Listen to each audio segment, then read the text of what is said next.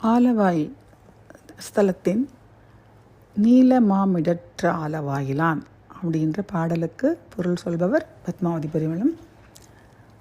நீலம் நிறம் பொருந்திய கண்டத்தினை உடைய ஆலவாய் இறைவனை சென்று தொழுது மனத்தால் அவன் அருகில் இருப்பதாக உணர்பவர்கள் இவ்வுலகை ஆள்வர்.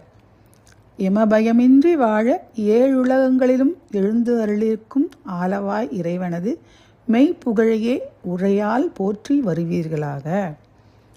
கல்லால மர நிழலில் வீற்றிருப்பவரும் காலனுக்கு காலனாய் அவனை அழித்தருளிய பெரு வீரரும் ஆகிய ஆலவாய் இறைவனை மனத்தால் அணுகியிருப்பீர்களாக.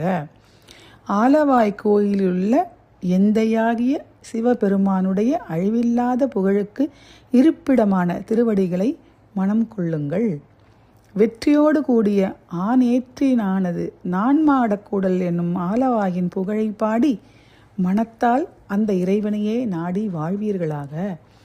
தலைமையாளனும் ஆலவாய் என்னும் மதுரைப்பதியின் கோயிலை பொருந்தி இருப்பவனுமாகிய சோமசுந்தர பெருமானையே எண்ணி தொழுதுவரின் இன்பம் பெறுவது திண்ணமாகும். அழகிய புன்மயமான ஆலவாய் திருக்கோயிலில் விளங்கும் இறைவனுடைய திருவடிகளையே நமக்கு சார்வாகும் என நம்பி வாழ்பவரின் துன்பம் நீங்கும்.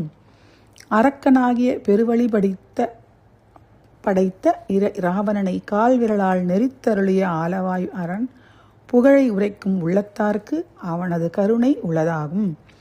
அருவனாய் விளங்கும் இறைவன் ஆலவாயில் திருமால் பிரம்மராகிய இருவர் போற்றும் உருவனாய் மருவி ஓங்கி நிற்கின்றான். பாம்பாகிய ஆரத்தை அணிந்தவனாய் ஆலவாயில் பெரும் புகழாளனாய் விளங்கும் இறைவன் புத்தரையும் சமணரையும் அழித்த பெரு வீரனாவான் என்று அடியவர்கள் அவனை புகழ்ந்து போற்றுவார்கள். ஆலவாயில் எழுந்தருளிய அடிகளாகிய இறைவனது திருவருளில் தோய்ந்த ஞான சம்பந்தனின் அழிவற்ற இனிய இத்தமிழ் மாலை நமக்கு வரும் வினைகளையெல்லாம் போக்குவதாகும் என்று பதிகத்தை நிறைவு செய்கிறார்.